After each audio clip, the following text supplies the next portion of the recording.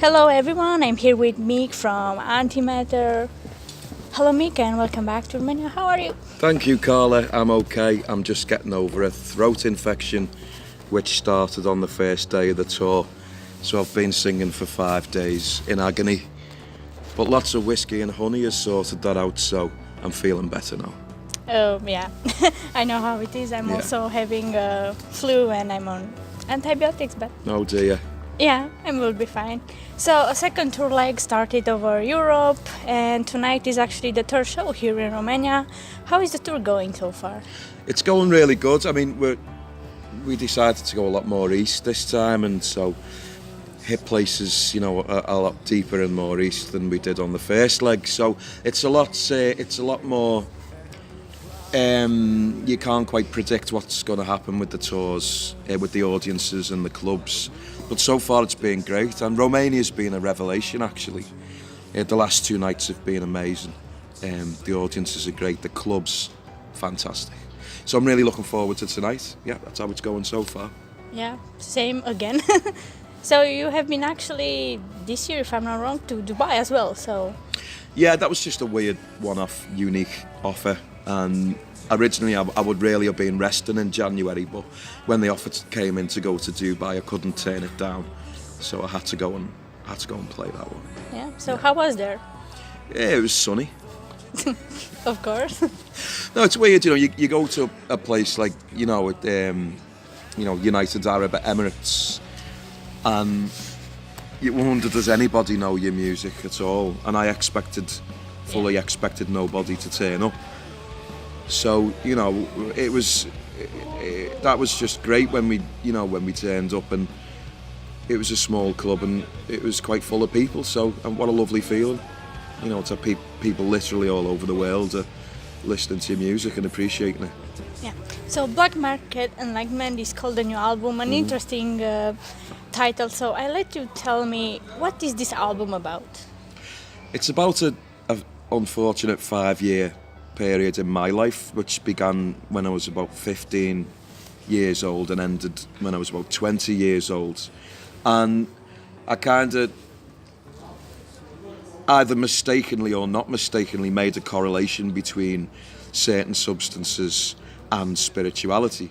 So like LSD and marijuana and spirituality. And I was very much into kind of spirituality, just in terms of kind of like staying connected with the atoms all around and being calm and connected, and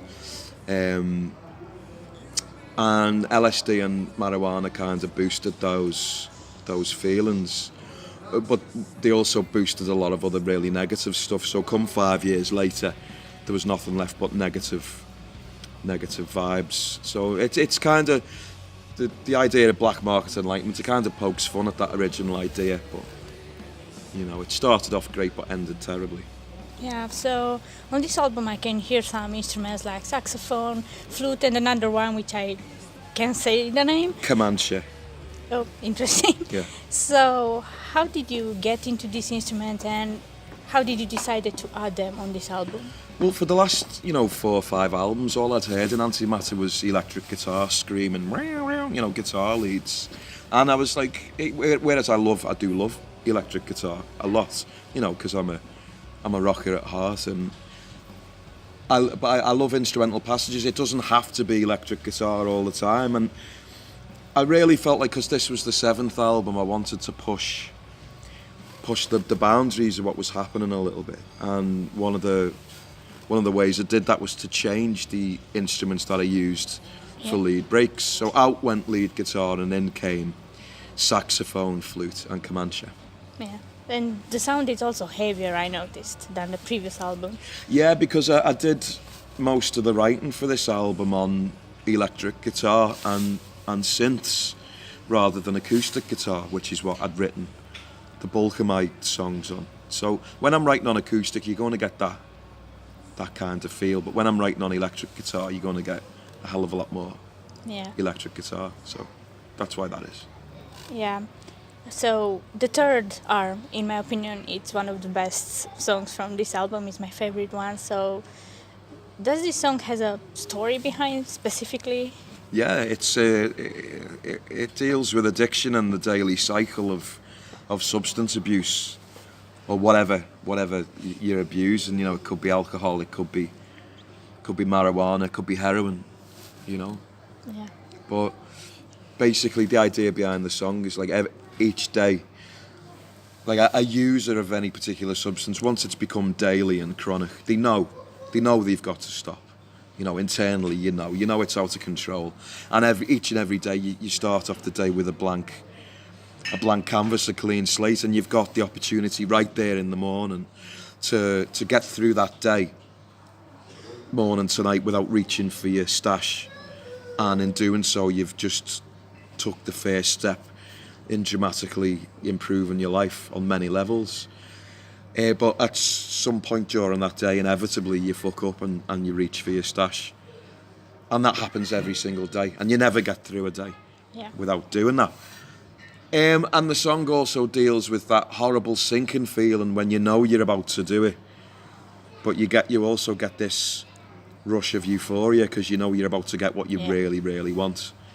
So that's where the line, "You'll sink but you'll rise," comes from at the end of the song. So your heart will sink, but you'll get your flush. You know, that's what it's about. Yeah. So this time you decided to go independent, considering the other albums were released via Prophecy Records. So why did you decide to go independent? I'd always been curious about independent releases. I've been watching bands do small independent runs on Facebook, and something in the back of my mind's been kind of envious of them, the freedom that they've got, the kind of like mercenary, like rogue cottage industry approach, you know, and the idea of just going on a campaign and getting sales and working hard on your sales. It's just become more and more attractive to me to try it just once, you know. Prophecy wanted to re-sign for this album, but you know, last year or the year before, 2017, I'd done the Live Between the Earth and Clouds DVD. I did that independently, which turned out great. So it was inevitable that I was going to try it for a full studio album. So it was scary. It was a terrifying thing to get into. It was a big investment as well. And, you know, obviously there's no guarantee that I would have got the money back, you know. So it was scary, but it turned out great in the end, you know.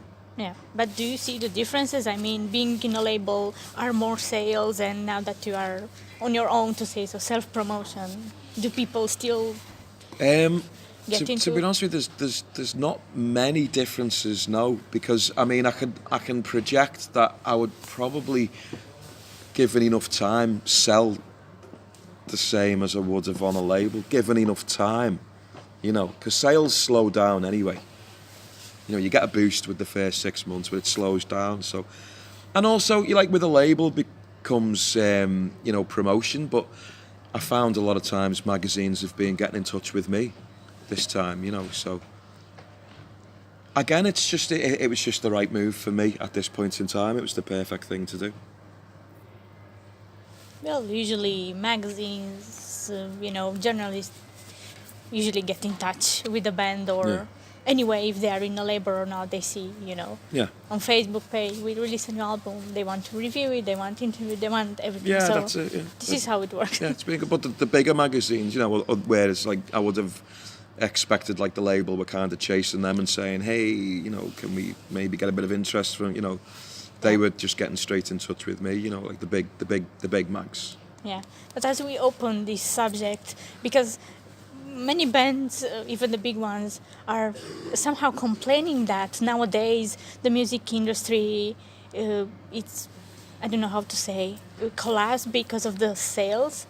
And I mean that more and more music it's online and people doesn't buy merch anymore, like CDs and whatsoever. So do you see this as a pro thing, or I mean, you know, these platforms like Spotify, Deezer, or whatsoever that are ruining everything? I don't know. My last digital royalty statement was quite healthy for digital.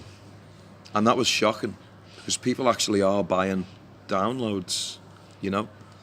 and that doesn't require any effort from the seller. Yeah. You just put it in a digital store, and then it just takes care of itself.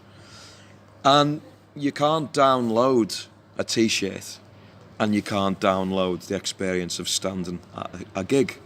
Of course. So if you play a good gig and you get an audience in, and then you've got some merch to sell, people will come over and grab a CD. I don't think it's the death of the. I just don't think it's the death of the music industry. I think it's just changed. And like a big fucking problem. I will say this is a lot of the bigger bands. They're going in on these big premium fucking editions. Oh, yeah, deluxe edition. And Yeah. many other. And it's like some of the prices are getting ridiculous. And with crowdfunding, some of the high price perks are just fucking stupid. And all your meet and greet stuff. So a lot of people with the disposable income who happen to be addicted to a certain band, they're getting fleeced anyway. So I think what people need to do is get a bit wise to that. And I mean, obviously, people can spend the money on what they want to spend it on. Of course. But by the time the big bands have fleeced the consumers, there's not a lot to spread around underneath. So that's changed things. Yeah, well, there were some bands like, I don't know if I read some news, like Gene Simon from Kiss said something like this, and many other. Yeah, he big knows what he's musicians. doing. He knows what he's doing. Well, He knows, and he admits it. He's not afraid to admit it, Gene Simmons. their opinion. But I also consider, of course, in the past, people were buying, cassettes, vinyls, and probably when the CDs appeared, they were buying. Yeah, and but people are buying vinyl now, and they're paying more fucking money yes, for vinyl now than they vinyls ever are did. back. Like twice the price that they ever used to be, I know. So, I don't know. I still consider that the CD thing is not over yet. No, it's not. Believe me, people are still picking them up. It's just They do. with digital, like, okay, like 1/3 of the consumers are now streaming instead of buying. Like maybe the other third are buying physical in shops and gigs, and maybe the other third are now buying digital. Maybe. Who knows? So it's just leveled out a little bit. Yeah. Okay, getting back to the album, it was entirely written by you. Yeah, like the last four, anyway. Yes, exactly. So, is this a challenge for you to do everything yourself? What you mean? Is it a challenge? As in, do I set that challenge for myself, or is it challenging to do? Challenging in general that you do everything for the band and maybe other people aren't involved in the writing process and everything. But from day one, I always wrote alone anyway. If you take a look at the early albums that I split with Duncan, he'd write and take care of his half, his 4 songs, and I'd write and take care of my 4 songs. So, like, I never ever had help writing. So it's all I've ever done since day one. And I've been doing that for 20 years now. So, I mean, you do anything for 20 years, you get good at it. Even if it's spinning pizzas or, juggling, Yeah. making cups of tea. You do it for 20 years, you're going to get amazing at it, So, I'm not saying I'm amazing, but what I mean is, you do anything for 20 years, you're just going to kind of get within your own boundaries, improve, and I've kind of got better over the years. So it's not a big challenge. What I did challenge myself to try and push the boundaries in terms of arrangement this time, and make it more unpredictable and progressive, and that was a boundary that I pushed. Yeah. Well, when you announced this leg of touring, you said that this would be the final Black Market tour. So, Yeah. what I understand, this year you will quit touring. Yeah, the touring's just become too much for me. It's like without going too deep into it, I just kind of like, I find myself struggling mentally from time to time, and I found that lately, getting in the van and touring, and has exasperated mental difficulties for me. So I need to step back and let the brain heal. So, you know, maybe for the next 12 months, I won't do any touring, but like obviously if a festival comes up or a one-off show, you know, I'll jump on a plane and go play, you know, a show here and there. So actually you will have a break. From touring, yeah. I just can't do it. Like, it's like, you know, get on the road for 2.5 weeks. And I know that's not a lot. Like, a lot of bands do a month, 6 weeks. So I don't know how they do it. I don't know how they do it.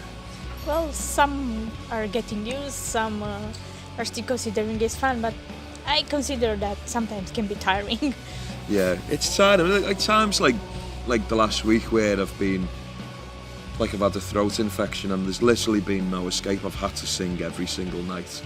Yeah. You know, that's, you know, and I had a fever for the first 2 days. I was just shivering in my bunk with a fever and a cold sweat, and that was fucking horrible, you know. That was just bad time, and I like me home comforts. Well, but at least I'm happy that I got to see you now again. So talking about Antimatter music, how do you describe it? Because some can describe the music as prog or dark rock or alternative. How do you describe it? It's probably all of those things. I call it dark, progressive synth rock. That's my opinion. Sounds like I place it this way as well. Yeah, I mean that's what it is, with a strong concept. Yeah. Well, thanks again for your time and the interview. So I can't wait to see you again. Awesome, Carla. Nice one. Thank you.